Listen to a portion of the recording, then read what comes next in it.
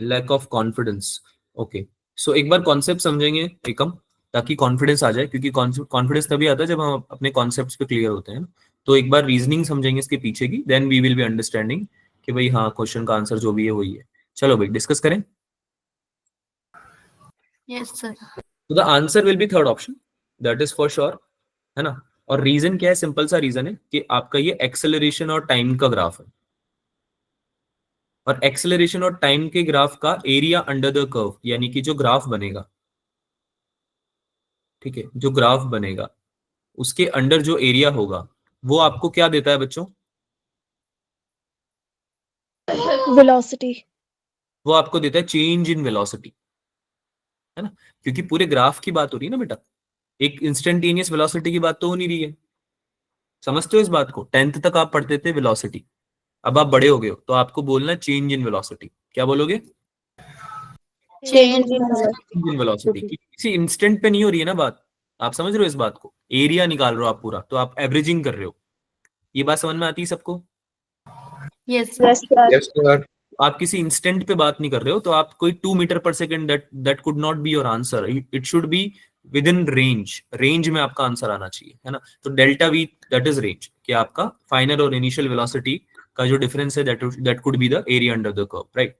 So in this case आपका t equals to 0 पे 5 metre per second square दे रखा है, एक्सेलरेशन दे रखा है ना। और लेट्स से कि कुछ after t equals to 8 second ये 0 हो जाता है एक्सेलरेशन, है ना, रिटार्डेशन हो रहा होगा डेफिनेटली, तो 0 हो गया है ये एक्सेलरेशन, है ना। तो पॉइंट ये है कि अगर हम इसके ग्राफ के अंडर का एरिया निकाल लें तो हमें डेल्टा वी मिल जाएगा। तो कितना हो जाएगा area? Half into base into height, है ना, it appears to be a triangle. It is 1/2 into 8 into 5 हो जाएगा क्या? Yes sir. है ना, and this will come out as 20 meter per second. बस this 20 meter per second is delta v, है ना। मैक्सिमम स्पीड पूछ रहे हैं तुमसे, चेंज इन स्पीड नहीं पूछ रहे। लेकिन eventually 20 meter per second will be your maximum speed. Why? Because it is starting from rest.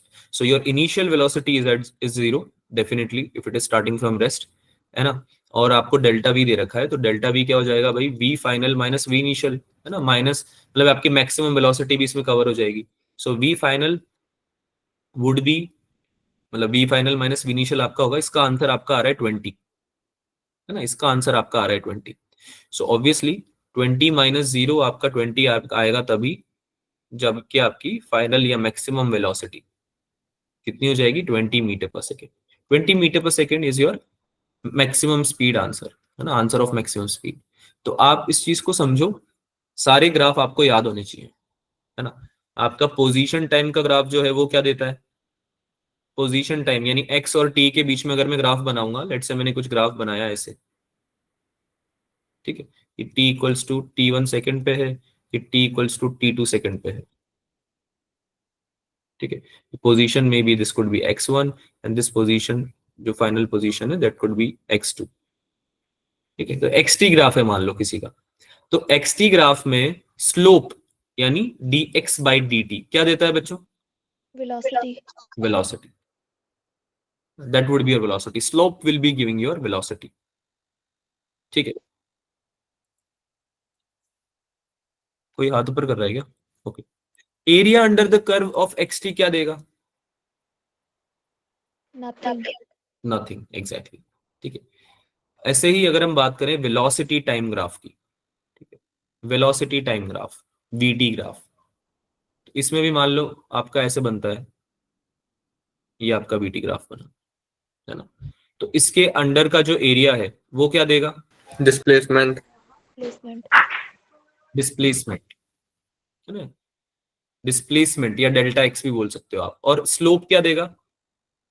dv by dt क्या देगा? एक्सेलरेशन। है ना।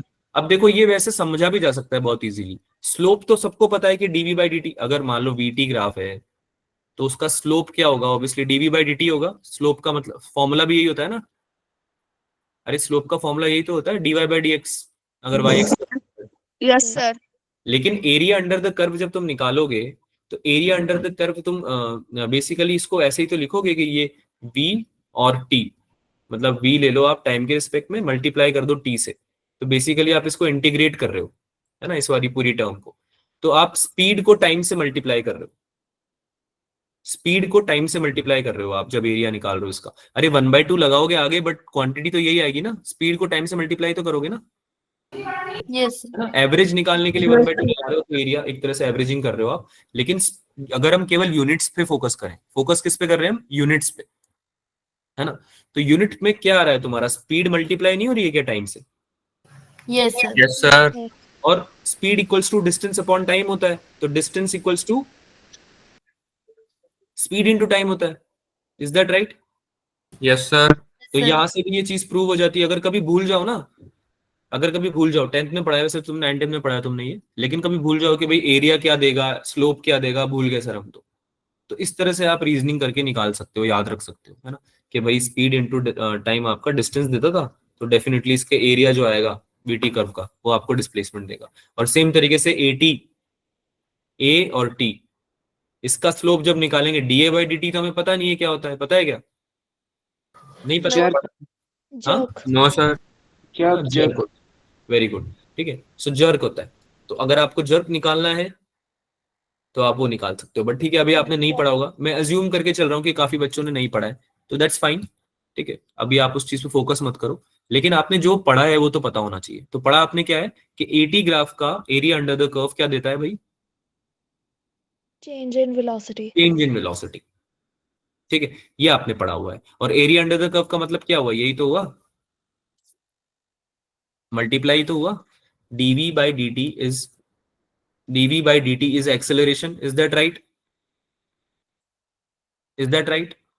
Yes, sir. Yes, sir. तो dv इक्वल्स टू क्या हो जाएगा, a इंटू dt नहीं हो जाएगा क्या, Yes, sir. है ना। Yes, sir. And once we will be integrating this, we will get v equals to 80 approximately. Obviously this will be not instantaneous, but हाँ, this is how you can get it. तो एक acceleration time को multiply करके अगर velocity आ रहा है, तो definitely 80 graph का एरिया आपको वेलोसिटी दे रहा होगा, है ना। तो ये एक बेसिक रीजनिंग है, याद रखने के लिए, याद रखने के लिए है ये सब चीजें, ठीक है। अगर आपको याद है बहुत बढ़िया बात है, आप डायरेक्ट क्वेश्चन सॉल्व कर सकते हो। मैं इसको रब कर रहा हूँ क्योंकि ये बहुत कंफ्यूजिंग हो जाएगा जब आप नोट्स रिवाइज करोगे, but I think you get the picture. किसी बच्चे ने हाथ ऊपर किया था, कुछ पूछना है क्या किसी को? सर इसका आंसर इक्वेशन ऑफ मोशन से भी निकाल सकते हैं? किसी से भी निकाल सकते हो बेटा, जैसे आपको सही लगे, जो भी आपका कॉन्सेप्चुअली करेक्ट है वो तरीका आपको यूज कर लेना चाहिए, है ना। आप इसमें पॉइंट्स लिखाना चाह रहे होंगे, कौन सी इक्वेशन ऑफ मोशन लगाओगे बताओ? सर पहली लग सकती है, पहली v equals to u plus v equals to u plus 80 लगाओगे, तो उसमें आप v की जगह क्या रखोगे? Zero. v तो वैल्यू नहीं है, v u की जीरो जगह आएगी, जीरो रख दोगे, v की जगह जीरो रख दोगे, तो u की जगह क्या रखोगे? u की जगह जीरो नहीं नहीं सर, U की जगह 0 रखेंगे, U की जगह। u की जगह जीरो रखोगे तो v इक्वल्स टू 80 आ जाएगा। आंसर गलत हो जाएगा। आपको इंस्टेंटेनियस नहीं निकालनी ना बेटा, समझ रहे हो आप, डिफरेंस समझ रहे हो दोनों में? Yes, sir. You don't have to find the instantaneous speed. Instantaneous speed निकालोगे तो आप फिर उस, आपको पता अगर चल गया ना कि इस पर्टिकुलर टाइम पे मेरी स्पीड मैक्सिमम आ रही है, मान लो तुम्हें ग्राफ देख के समझ में आ रहा है, या तुम्हें समझ में आ गया है कि पर्टिकुलर टाइम पे t इक्वल्स टू 4 सेकंड पे आपकी मैक्सिमम स्पीड आ रही है, let's say, then you can definitely apply the equation of motion. क्योंकि t में क्या पुट करोगे वही तो तुम्हें समझ में नहीं आ रहा है, मेन तो दिक्कत वही है ना। उस केस में हम फिर एवरेजिंग करते हैं और एरिया अंडर द कर्व निकालते हैं। कोई कुछ पूछ रहा है क्या सर? लैक ऑफ रिवीजन के कारण, एक सेकेंड रुकना बेटा, लैक ऑफ रिवीजन के कारण क्वेश्चंस को अप्रोच नहीं कर पा रहे। Okay, that is a common problem, that is something which I think everybody would be having such problems, such issues, ठीक है। करते हैं इस बारे में बात। स्पर्श, सर ये कह रहे थे कि इक्वेशन ऑफ मोशन तो तब लगेगा जब कांस्टेंट एक्सेलरेशन होगा, हाँ, और इसमें तो एक्सेलरेशन वेरी कर रहा है। अगर आपका कांस्टेंट होता है, यूनिफॉर्म होता है ना, तब आप लगाते हो इक्वेशंस ऑफ मोशन। कंडीशंस पढ़ी थी आप लोगों ने, कंडीशंस पढ़ी थी इक्वेशंस ऑफ मोशन लगाने की? अरे मेरी आवाज आ रही है, तुम लोग हाँ ना क्यों नहीं बोलते हो? No, sir. आपने 9th क्लास में इक्वेशंस ऑफ मोशन पढ़ी थी शायद, यस सर। 9th क्लास में पढ़ी है सबने Yes, या sir. Yes, sir. curriculum में नहीं थी? Yes, sir. Equations of motion पढ़ी पढ़ी है। है, conditions नहीं पढ़ी। तो कंडीशन में अभी बता देता हूँ, व्हेन एक्सीलरेशन इज कांस्टेंट और जब मोशन आपका स्ट्रेट लाइन मोशन होता है तब आप लगाते हो, जिगजैग मोशन में भी नहीं लगाते हो आप। अगर आपका नॉन यूनिफॉर्म मोशन है यानी कि आपका एक्सेलरेशन कांस्टेंट नहीं है तो you can not apply equations of motion. क्या ये बात समझ में आ रही है सबको? Yes. Yes, yes sir. Sir. ठीक है। Yes, आपका sir. एक्सेलरेशन वेरिएबल नहीं होना चाहिए, वेरी नहीं करना चाहिए। जैसे जी भी आप यूज करते हो ना कभी, तो आपको सबको पता है कि g will be same, g equals to 9.8 metre per second square ही रहेगा पूरे टाइम, पूरे मोशन के दौरान, है ना। चेंज थोड़ी हो जाएगा जी एकदम से तुम्हारा, और अगर हो जाएगा तो इक्वेशन ऑफ मोशन यूज नहीं करनी है, फिर दूसरे तरीके यूज करेंगे हम जो पढ़ेंगे हम विद टाइम। ठीक है, सॉल्व द नेक्स्ट क्वेश्चन। अगला क्वेश्चन सॉल्व करेंगे सब लोग। Try to take a lesser time this time.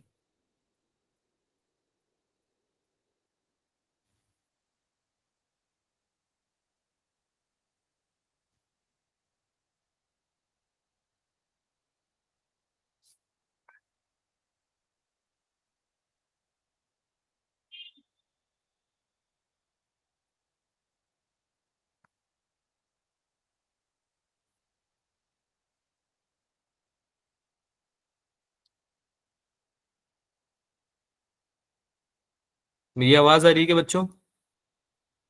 Yes sir. Sir. Okay, जिसका आंसर आ जाएगा they need to put it in the chat. जिसको नहीं आ रहा है समझ में वो लोग डिस्कस लिख सकते हैं। How to face distractions.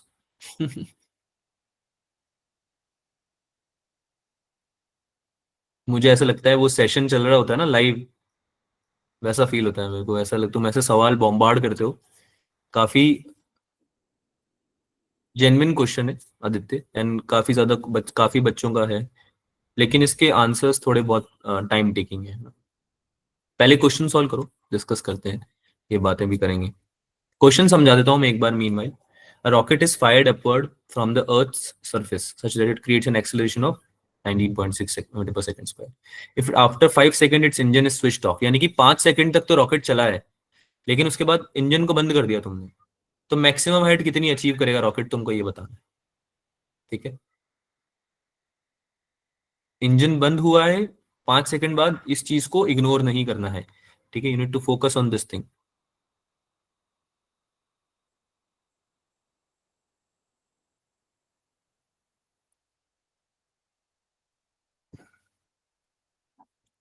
इसमें टाइम लग सकता है, I give you 30 seconds more, कोई बात नहीं, ले लो।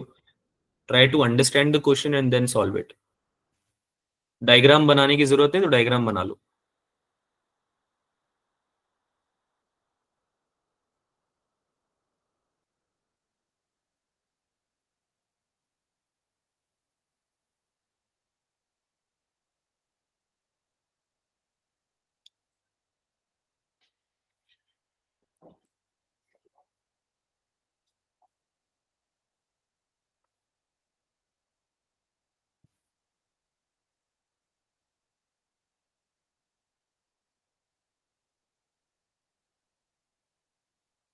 एक्सेलरेशन 2g के बराबर आ रहा है क्या?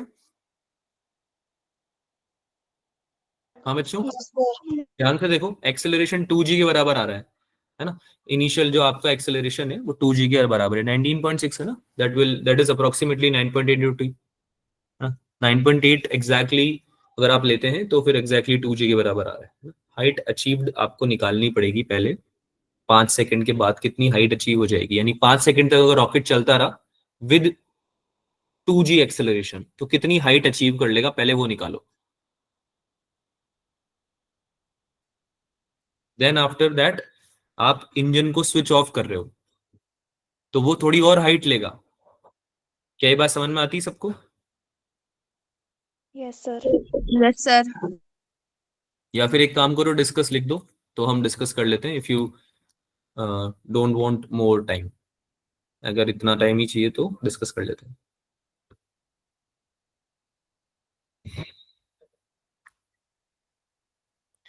अच्छा, मेरे को किसी बच्चे ने कुछ बोला था डीपीपी के लिए, तो मैं वो शेयर कर दूंगा, एक बार मुझे रिमाइंड करा देना। होता क्या बेटा कि बहुत सारी क्लासेस के बीच में हो सकता है आपका मैसेजेस थोड़ा नीचे चले जाते हैं, है ना। तो उस केस में एक बार आप मुझे पिंग कर दिया करो फिर से कि सर मैंने आपको कुछ मैसेज किया था, तो मैं फिर दोबारा दिख जाएगा ना मुझे, तो मैं आपको शेयर कर दूंगा। ऐसा होता नहीं जनरली, बट कभी अगर मिस हो जाए, सो डू नॉट थिंक कि मैं अब दोबारा मैसेज नहीं करूंगा, ना ऐसे नहीं करना है, ठीक है। एक बार मुझे रिमाइंड करा दिया करो अगर तुम कुछ पूछते हो, कोई डाउट होता है या कोई चीज अगर तो आपने मुझसे मतलब सीख करी है तो, ठीक है। चलो भाई, काफी बच्चों ने डिस्कस लिख दिया है। डिस्कस करते हैं तो लगता है क्वेश्चन क्वेश्चन इजी है, बट जब तक खुद सॉल्व करते हैं तो ब्लैंक हो जाता।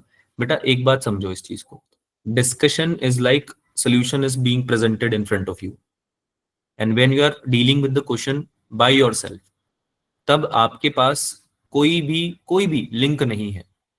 आपका ब्रेन फंक्शन कैसे करता है, आपके ब्रेन में सिग्नल्स जाते हैं अलग अलग, फिर आपका ब्रेन उसको क्या करता है, सिंक्रनाइज करता है कि ये सिग्नल यहाँ से आया, ये सिग्नल यहाँ से आया, दोनों को यूज करके एक इंफॉर्मेशन जनरेट करता है। यही करता है ब्रेन, है ना। प्रोसेसिंग यूनिट होती है ना, तुम्हारी प्रोसेसिंग यूनिट तो है ब्रेन।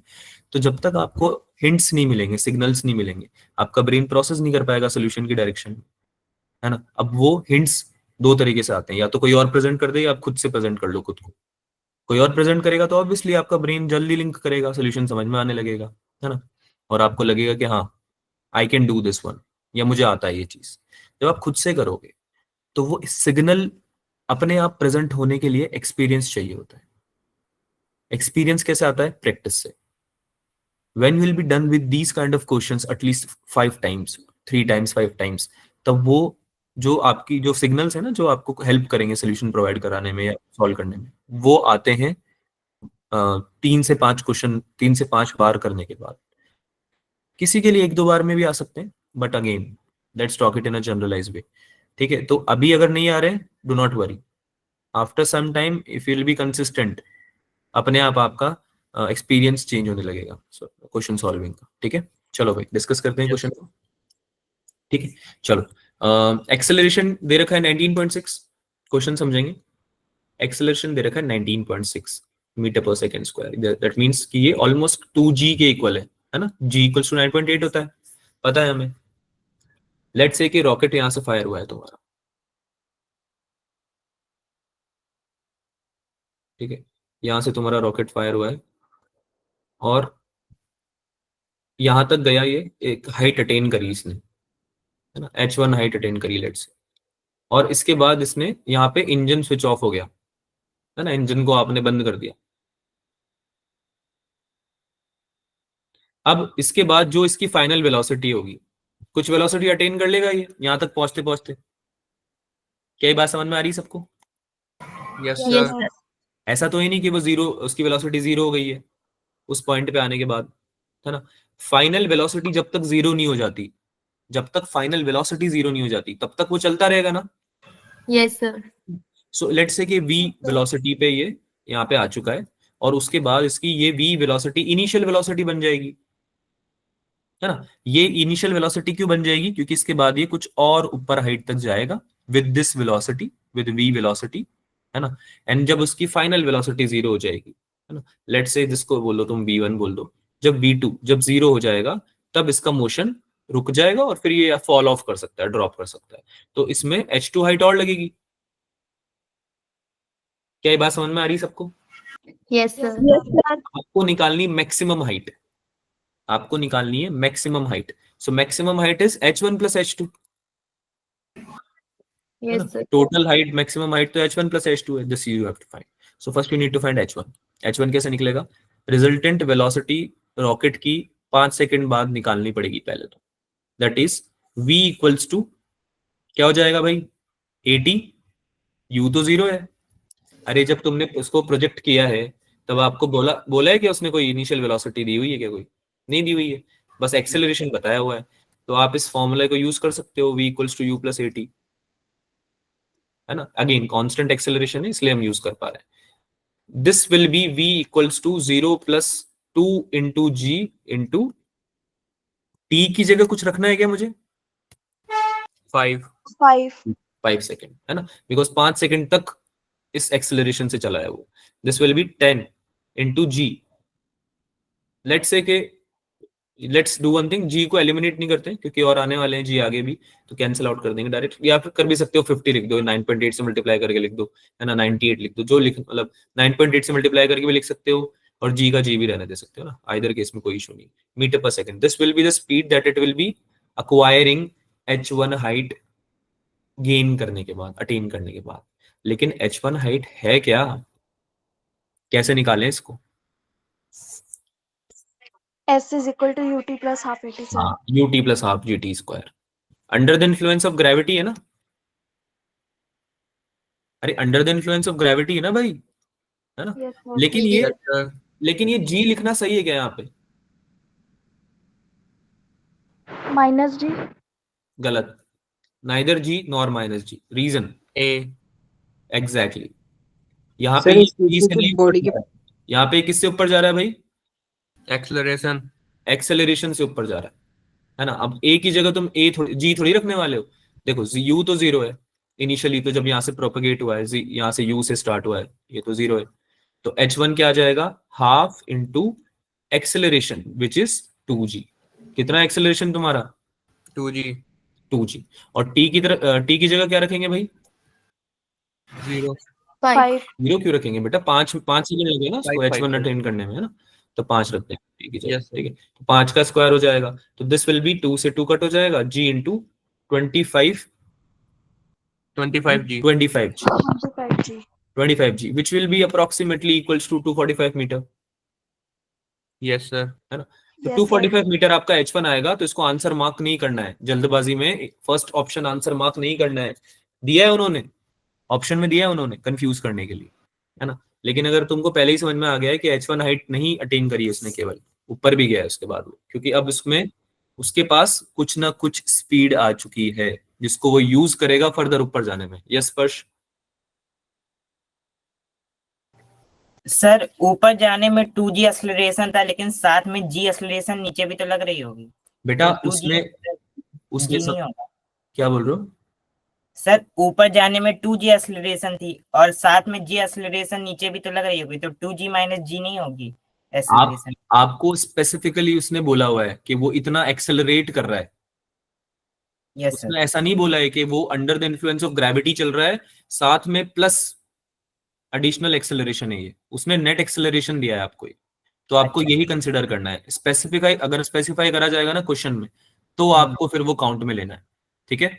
Okay sir. चलो H2 निकालते हैं भाई, H2 क्या हो जाएगा? इंजन स्विच ऑफ करने के बाद हाइट H2 की तरफ जाएगा वो, है ना, जब तक कि उसकी फाइनल Yes, sir. वेलोसिटी क्या नहीं हो जाती, 0. जीरो नहीं हो जाती। So final velocity will be 0 v square, और u स्क्वायर की जगह क्या आएगा? 10G. 10G. 10g का स्क्वायर हो जाएगा u स्क्वायर की जगह, Yes, sir. v फाइनल तो 0 हो गया, है ना, v2, और आपका v1 जो था वो था आपका 10g, है ना। और अगर ऊपर जा रहा है तो एक्सेलरेशन यहाँ पे माइनस पहले से लिख देते हैं, ठीक है, v square equals to u square minus 2gh, but 2g into h2 आएगा इस बार। अब मैंने 2gh लिखा है, 4gh नहीं लिखा, रीजन बताओ? क्योंकि इस बार ग्रेविटी का यूज हो रहा है, एक्सेलरेशन का नहीं। हाँ, इस बार आपका एक्सेलरेशन का यूज नहीं हो रहा, आपकी केवल ग्रेविटी है जो कि एक्सेलरेट करवा रही है उसको, एक्सेलरेट या डी एक्सेलरेट जो भी है, but the acceleration is of gravity only, है ना, under the influence of gravity चल रहा है अभी, क्योंकि इसने स्विच ऑफ कर दिया अपना इंजन, ठीक है। चलो भाई, Yes, sir. कितना हो जाएगा, सॉल्व किया इसको, H2 कितना 100 आएगा G. इसको? 2gh2 इक्वल्स टू 100g, है ना, यानी कि हो जाएगा कितना, 50g, 50. 50, है ना।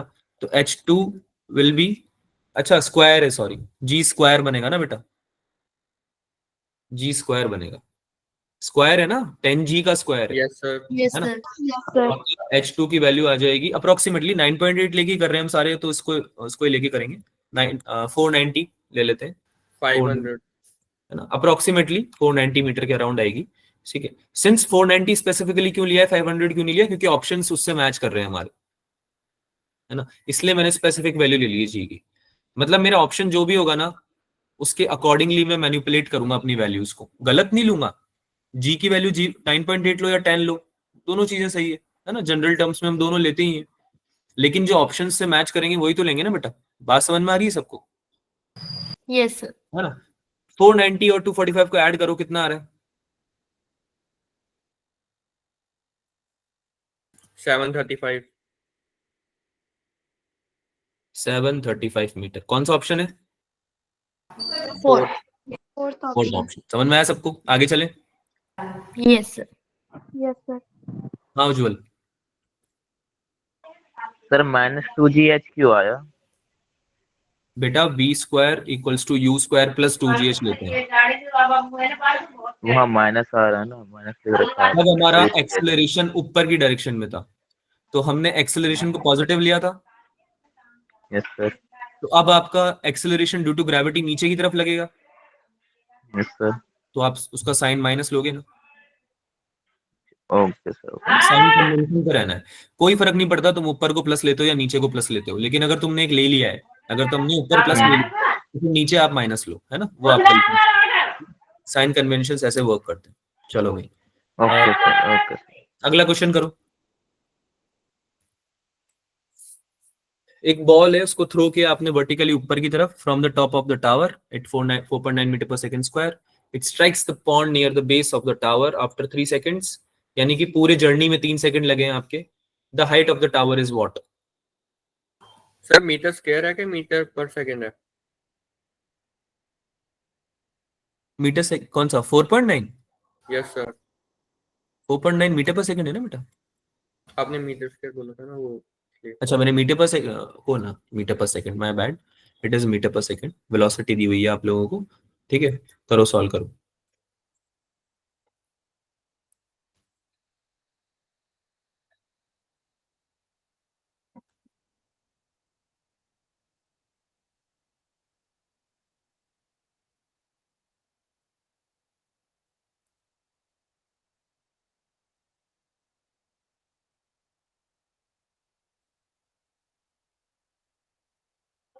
इसमें भी आप यूज कर सकते हो साइन कन्वेंशंस को।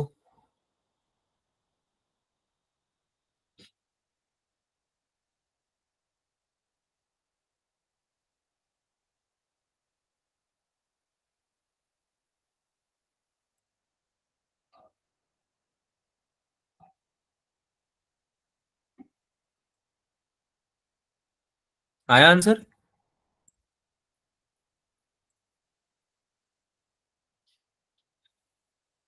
Four 490 metre. अच्छा पुराने वाले का आंसर बता रहे थे।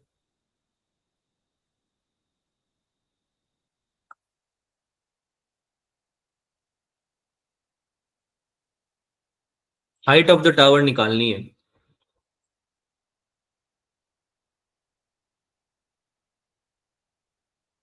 हाइट ऑफ द टावर क्या हो जाएगी आपकी? आपका जो भी जर्नी है पूरा, यानी कि आपका पूरा जो आपका बॉल है वो कितना डिस्प्लेस किया है, that would be your height of the tower. ठीक है। हम कंसिडर करके चलेंगे कि भाई आपका बॉल जो है वो किसी हाइट को अटेन नहीं कर रहा है ऊपर जाने के बाद। क्या ये बात समझ में आ रही है सबको? Yes sir. कंसिडर करके चलेंगे कि आपका जो बॉल है वो किसी हाइट को अटेन नहीं कर रहा है ऊपर जाने के बाद। रीजन बीइंग हमारी जो इंफॉर्मेशन है वो इनसफिशिएंट है उस केस में। अगर आपको आपकी क्वेश्चनिंग जो बनती है वो कैसे बनती है, दो तरह से बनती है, देखो समझो। अगर क्वेश्चन में कोई चीज स्पेसिफाइड है, यानी कि आपसे वो स्पेसिफिकली कुछ चीज पूछ रहा है।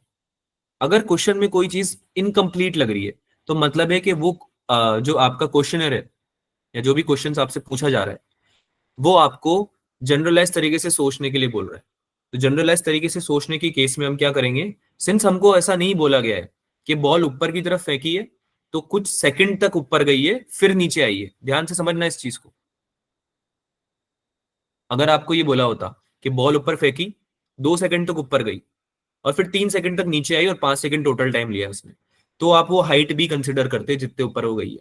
तो आप कंसिडर कैसे करोगे दैट अभी ये जो टावर है, इस टावर से आपने बॉल को थ्रो किया है ऊपर, बट ऑब्वियसली किसी एंगल पे किया होगा तो ये इस तरह से नीचे आई है। So this height is negligible, this height is negligible. क्या ये बात समझ में आ रही है सबको? Yes sir. Yes sir. So the complete journey जो टोटल डिस्प्लेसमेंट है पार्टिकल का, आप उसी को हाइट मान के आंसर करोगे। ठीक है। अब बताओ कितना आंसर आ रहा है? सर बट वेलोसिटी तो है ना, तो सर हाइट तो attain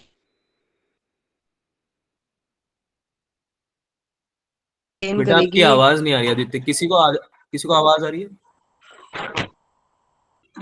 sir no velocity sir. है बॉल के आदित्य पास, तो वो हाइट अटेन करेगी ना कुछ।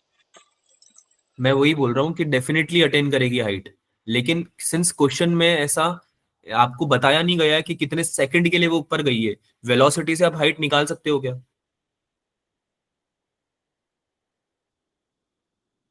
बताओ बेटा, डिस्टेंस क्या होता है? स्पीड इनटू टाइम होता है। अरे हाँ या ना तो बोलो यार। जी सर, जी सर। तो डिस्टेंस में स्पीड और टाइम दोनों चाहिए। जब तक आपके पास टाइम नहीं है, कुछ अलग से कुछ दिया नहीं है क्वेश्चन में कि भाई ऊपर कितनी ऊपर तक जा रही है, वो टाइम पीरियड मेंशन नहीं है, तो आपको कंसिडर क्या करना है क्वेश्चन सॉल्विंग के लिए, मैं वो बता रहा हूं। ठीक है, क्वेश्चन की बाल की खाल नहीं निकाल सकते अगर एग्जाम में आ गया तो, बट अगर क्वेश्चन आ जाता है ऐसा, तो फिर उस केस में आपको ये कंसिडर करके चलना है कि आपने बॉल इस तरह से ही फेंकी है, बॉल इस तरह से ही फेंकी है कि वो बहुत मिनिमल हाइट अटेन करने के बाद नीचे गिर गई है ना, या फिर वो सर हॉरिजॉन्टली बट वो फेंकी है। हाफ सेकंड तक। आपकी आवाज नहीं आ रही बेटा मुझे ऊपर आदित्य, यू जाएगी कैन ना, राइट क्योंकि इन chat. 9.8 metre per second square acceleration है, 4.9 मीटर पर सेकंड है। So can you find the distance with that?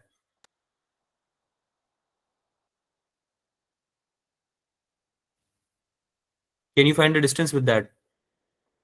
Aditya, मैं आपसे पूछ रहा हूँ बेटा, आप डिस्टेंस निकाल पाओगे क्या with that information? This is the lack of information that the question is giving. This is exactly the lack of information in which you have to solve the question, and the way to solve the question is you need to assume कि वो height जो है उसकी जिसमें वो लिया है, जो ऊपर गई है, वो नेग्लिजिबल है. तो आपको कंसिडर करके चलना है कि almost this is a case of horizontal projection, है ना, हॉरिजॉन्टली प्रोजेक्ट किया गया है नीचे की तरफ, है ना. ऑब्वियसली वर्टिकली अपवर्ड्स लिखा हुआ है, लेकिन वो हाइट ऊपर जो है वो नेग्लिजिबल है, ये आपको अज्यूम करना पड़ेगा वरना क्वेश्चन सॉल्व नहीं कर पाओगे. ठीक है, ये अजम्पशंस है, लेकिन आप लोग टेंशन मत लो, ऐसे जनरली क्वेश्चन बनेंगे नहीं, बन जाते हैं अगर सिंस आया हुआ है. टू बी वेरी ऑनेस्ट मैंने इसलिए लिया है क्योंकि ये आया हुआ है बहुत साल पहले. ठीक है, तो इसलिए मैंने लिया है. बट अगर अगर आप अभी की सिचुएशन देखो तो जनरली ऐसे क्वेश्चंस नहीं आते हैं जिसमें कि कोई भी ऐसे क्वेश्चंस हो जो कि एम्बिगुअस हो. ठीक है, अगर आ जाते हैं तो फिर कैसे सॉल्व करना है वो मैं बता रहा हूं. ठीक है, सोल्यूशन देखें भाई सब लोग बच्चों.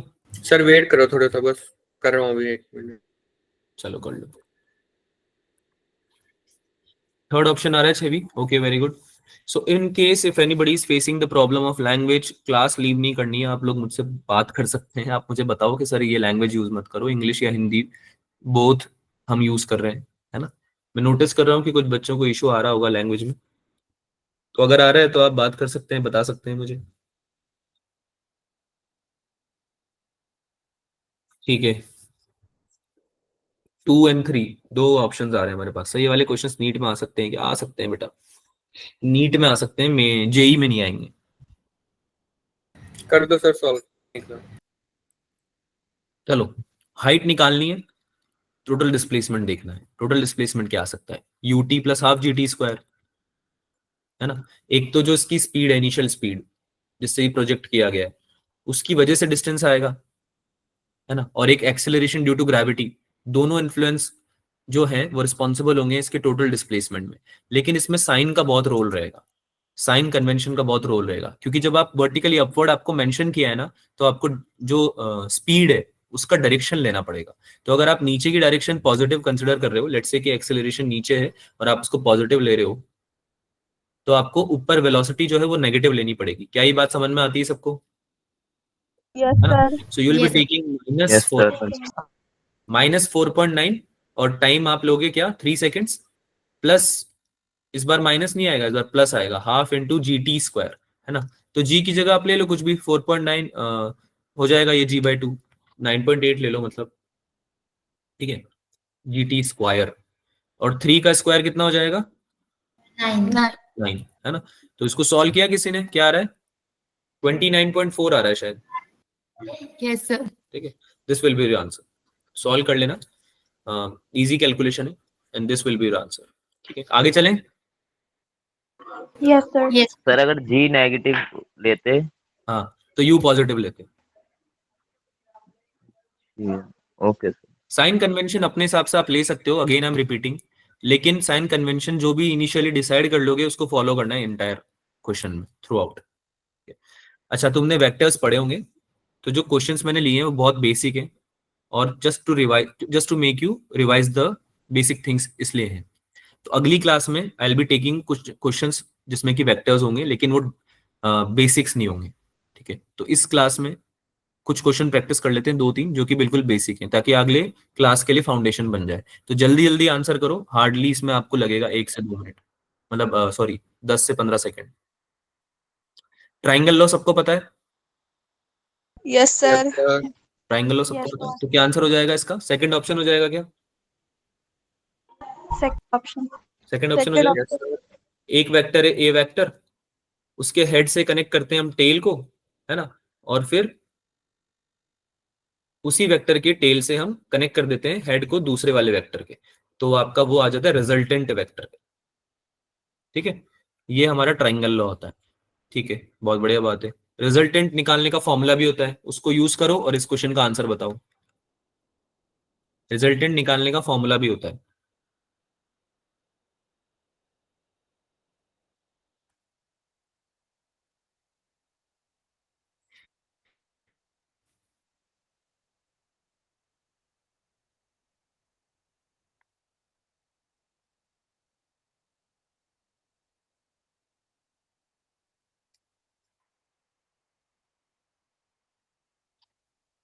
क्या आंसर आ रहा है बच्चों?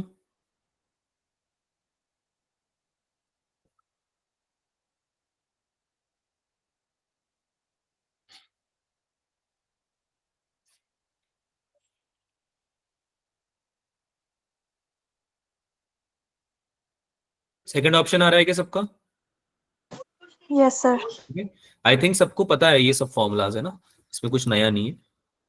सो कैसे करेंगे इसको? रिजल्टेंट कैसे निकालते हैं भाई? हम दो अगर वेक्टर है हमारे पास, सपोज करो ये पी वेक्टर है और एक और पी वेक्टर है जो कि थीटा एंगल पे इंक्लाइंड है। ठीक है, तो दोनों के बीच में अगर थीटा एंगल है तो हम इसको कैसे कंसिडर करेंगे भाई? रिजल्टेंट क्या हो जाएगा? रिजल्टेंट क्या हो जाएगा? Under root of a square plus b square plus 2ab cos theta, Yes, sir. Yes, sir. है ना। तो ये कितना हो जाएगा? 2ab कितना हो जाएगा? पी स्क्वायर हो जाएगा, Yes, sir.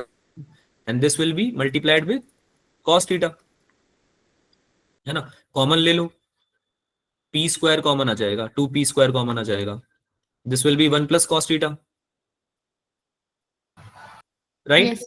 और 1 plus cos theta 2 cos square theta by 2 होता है। ये बेसिक ट्रिग्नोमेट्रिक फंक्शन से जो आपने पढ़े होंगे, 2 cos square theta by 2, 2 cos square theta by 2। Half angle formulas थोड़े बहुत पता होने चाहिए, नहीं पता है तो अभी जब क्वेश्चंस करेंगे तो साथ में इनको नोट कर लिया करो कहीं पे। जो भी फॉर्मूला ऐसा लग रहा है ना नहीं पता, जैसे कि मैंने शायद लास्ट क्लास में भी समझाया होगा, एक पेज बनाओ और उसमें नोट करते जाओ, है ना, क्लास के साथ ही नोट करते जाओ, ताकि जब टाइम मिले रिवाइज कर पाओ। ठीक है, तो 2 कॉस स्क्वायर थीटा बाई 2 अगर मैं इस जगह पे पुट करता हूँ 1 प्लस कॉस थीटा की जगह, तो मेरा आंसर कितना आ जाएगा भाई? 2p cos theta by 2। कौन सा ऑप्शन है? Second Second option. option. आगे चलें। Yes, sir. अगला सॉल्व करो। Two forces each equal to F act as shown in figure. The resultant is what? दो वेक्टर है, उनका रिजल्टेंट निकालना है। बेसिक वेक्टर रीअरेंजमेंट से हो जाएगा।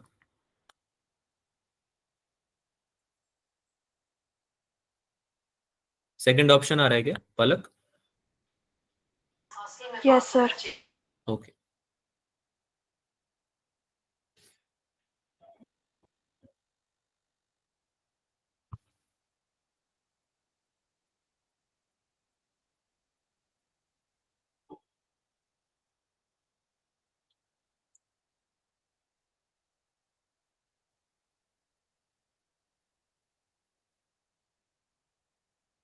करें सॉल्व बच्चों? Yes, sir. सॉल्व करें। हाँ भाई, तो इसमें फॉर्मूला तो सबको पता है रिजल्टेंट निकालने का, वही a square plus b square plus 2ab cos theta, है ना। निकालना बस क्या था, एंगल निकालना था। तो एंगल कैसे निकालते हैं भाई, हमको पता है कि हम ये वाला एंगल तो नहीं ले सकते, है ना, बिकॉज इसमें इसकी हेड इसकी टेल से कनेक्टेड है। तो हम इसको क्या करेंगे, प्रोजेक्ट कर लेंगे आगे की तरफ। ये अगर हमारा एफ है, एफ वेक्टर, और ये दूसरा वेक्टर है एफ वेक्टर एक और, तो इसको हम प्रोजेक्ट कर देंगे आगे ऐसे। नाउ इसकी टेल और इसकी टेल कनेक्टेड है, तो ये वाला एंगल हम कंसिडर कर सकते हैं। तो ये अगर 60 डिग्री है तो ये वाला एंगल कितना हो जाएगा बच्चों, 120. 120. This will be your angle जिसका आपको क्या है रिजल्टेंट में यूज करना है। तो अगेन जो रिजल्टेंट फोर्स कितना हो जाएगा, ये ए स्क्वायर प्लस बी स्क्वायर यानी F square plus 2f² cos theta, है ना। Yes. और थीटा की जगह क्या रखना है, 120. 2f² विल बी कॉमन, है ना, एंड दिस विल बी क्या हो जाएगा, 1 plus cos 120. 1 plus cos 120। Theta की जगह इसको लिख ही देते हैं यहाँ पे।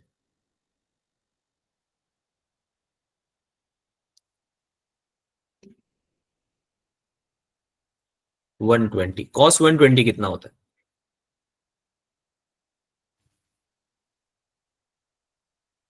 cos 120 की वैल्यू कितनी होती है भाई, cos 90 plus theta. cos 90 plus theta कितना होता है, sin थीटा sin थीटा होता है या माइनस sin थीटा होता है, minus sin theta Minus sin theta. Minus sin theta. This will B -1/2, क्योंकि -sin 30 कितना हो जाएगा, -1/2 हो जाएगा, -1/2. है ना। चलो भाई इसको पुट कर देंगे इसमें, तो आंसर कितना आएगा तुम्हारा 1 - 1/2। 1 - 1/2 दैट मीन्स के 2f² मल्टीप्लाई बाई 1/2। कितना आंसर आ गया, f आ गया क्या, Yes sir. √f² कितना हो जाएगा f। क्या ये समझ में आया सबको, Yes sir. Yes. सर एक बार दोबारा समझा दो। कौन सा पार्ट समझाना है, सर कॉल आ गया था बीच में से, समझ नहीं पाया पूरे को ही। कॉल आ गया था भाई साहब। बेटा बिजनेस वगैरह अपने थोड़े क्लास के बाद चलाओ यार है ना। आई नो आप लोग साथ में स्टार्टअप्स वगैरह कर रखा है आप लोगों ने। उज्जवल भाई गलती सुधारो, अरे कौन है भाई ये, क्लास में ये सब बातें नहीं चलेंगी, मैं निकाल दूंगा क्लास से। हाँ उज्जवल इधर देखो बेटा, Ujjwal am I audible, yes sir. ठीक है सुन लो एक बार। एफ और एफ दो वेक्टर है ना, लेकिन दोनों इस तरह से अलाइंड है कि एक का हेड दूसरे टेल से जो है कोइंसाइड कर रहा है ना। तो आपको एंगल जो लेना है वो हमेशा टेल से टेल के बीच में लेना है वेक्टर्स के केस में। तो आप क्या करोगे, उसको प्रोजेक्ट कर दोगे आगे की तरफ, सिंस उसकी एक डायरेक्शन तो है इसे वेक्टर की, तो आगे की तरफ भी जा रहा होगा। तो हमने प्रोजेक्ट किया तो हमने देखा कि दोनों एफ वेक्टर के बीच में जो एंगल बन रहा था एक्चुअली, है ना, वो बन रहा था 120 डिग्री, जो आपको लेना था, जो कंसिडर करना था रिजल्टेंट निकालने के लिए। फॉर्मूला हमें पता है a² + b² + 2ab cos theta होता है, तो सेम फॉर्मूला हमने यूज कर लिया। बस थीटा की जगह क्या लिखना है, 120 डिग्री रखना है। अब cos 120 निकालना था मेन। cos 120 क्या होगा, cos 90 + 30 हो जाएगा, है ना, इक्वल्स टू क्या होता है -sin 30 यानी -sin थीटा। तो इसकी वैल्यू -1/2 हो जाएगी। -1/2 हमने पुट कर दी इस इक्वेशन में, and we are able to solve the answer which is f, यानी कि सेकंड ऑप्शन। आया समझ में, यस Yes सर। sir. ठीक है। चलो भाई, I guess it is clear to everyone, ठीक है। Just one Yes question sir. You can take in homework, इसका एक ही क्वेश्चन दे रहा हूँ, ज्यादा नहीं है। नेक्स्ट क्लास में विल बी इनकॉर्पोरेटिंग अच्छे क्वेश्चंस थोड़े। अगली क्लास में बेसिक चीजों पे बात नहीं करेंगे हम, तो आपको आना चाहिए, थोड़ा बहुत करके आना खुद से।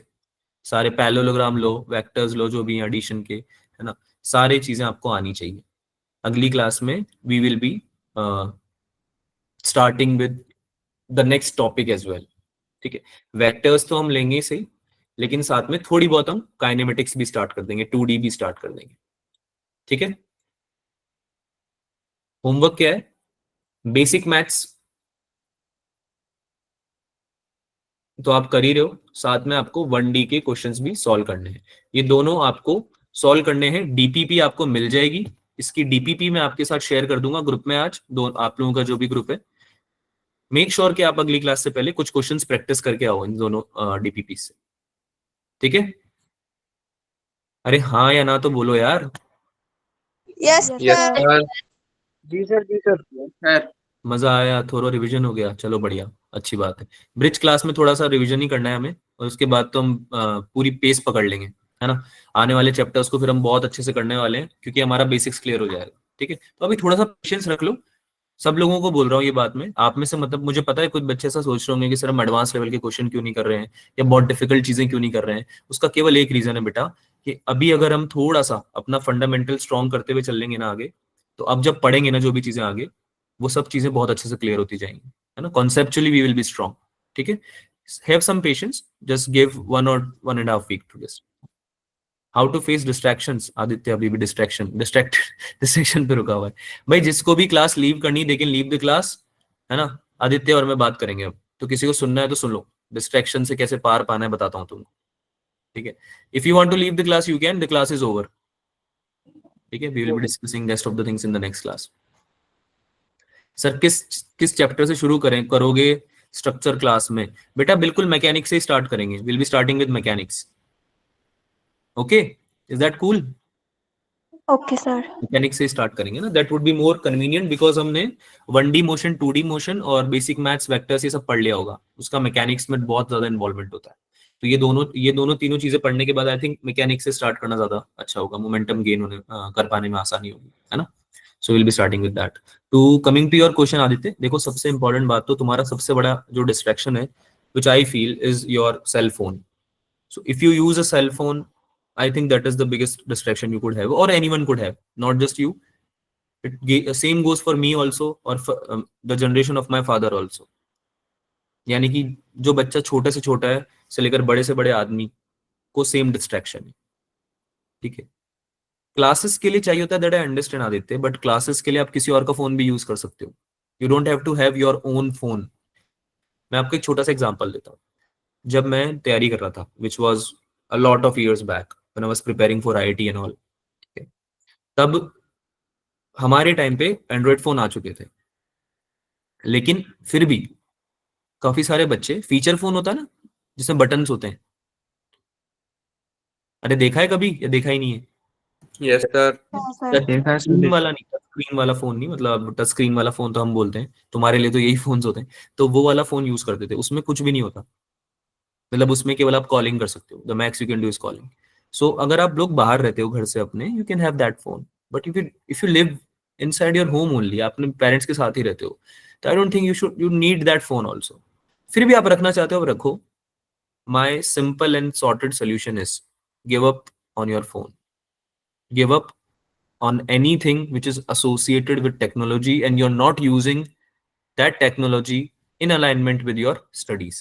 तुम लोग बहुत अच्छे से जानते हो कि वो क्या है क्या नहीं है, इतने बड़े तुम हो चुके हो।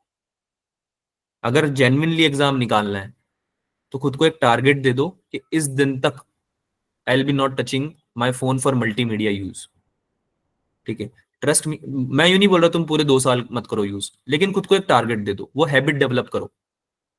हैबिट डेवलप करना बहुत जरूरी है। किसी ने वो देखी है कोटा फैक्ट्री, देखी किसी ने, जो वेब सीरीज है? No, sir.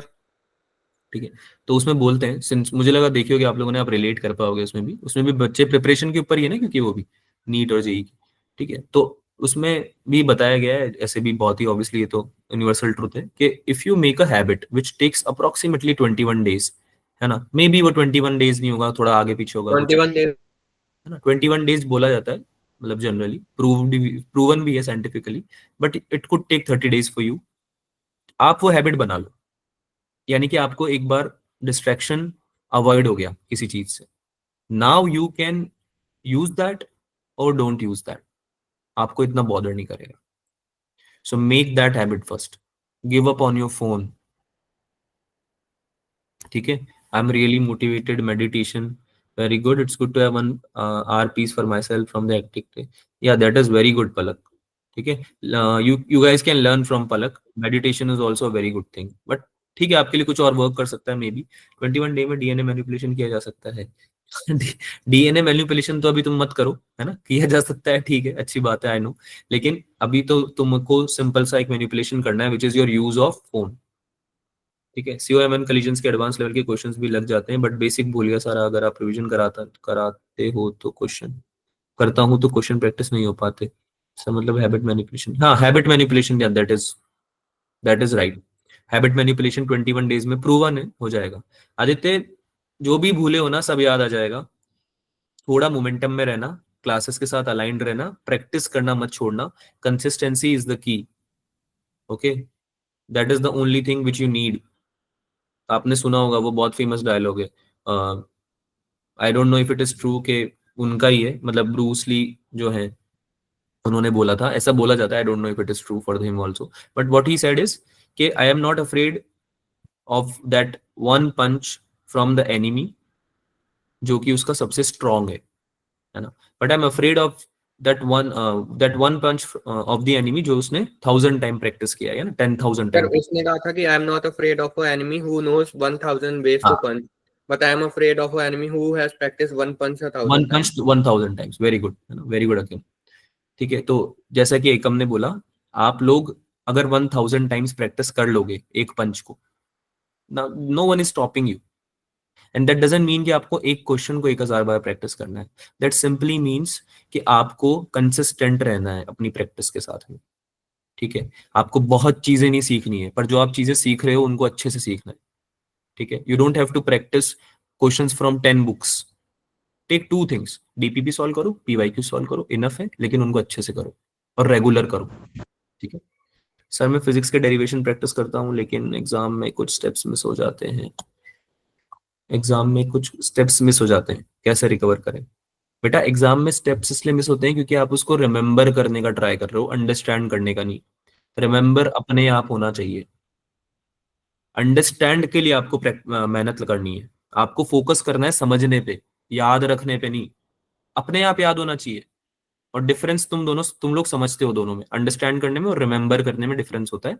रिमेंबर करने में खुद को पुश मत करो, अंडरस्टैंड करने में खुद को पुश करो।